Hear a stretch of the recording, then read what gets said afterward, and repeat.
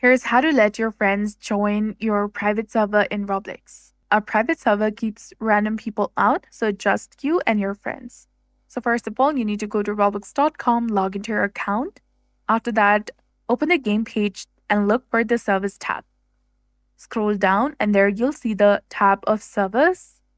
If you do not have a private server yet, you need to go ahead and create a private server, which will cost you around 100 Robux.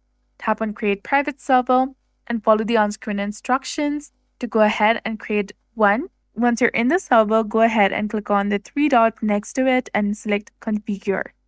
Scroll down to the friends allowed setting and make sure that it's turned on.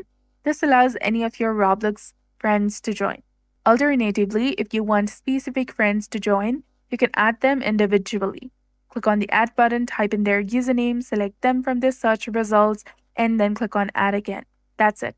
I hope you found this video helpful. If you did, please like, share, and subscribe. Thanks for watching. We'll see you again in the next one.